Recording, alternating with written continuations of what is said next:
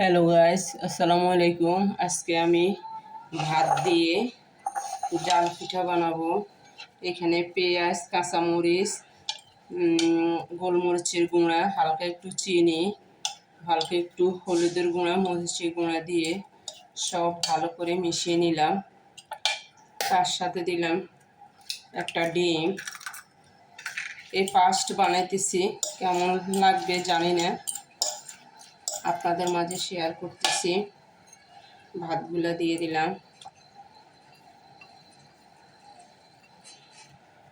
হালকা কিছু আটার গুঁড়া দিলাম, ময়দা ময়দা ময়দা দিলাম, দিয়ে হালকা একটু পানি দিয়ে দিব।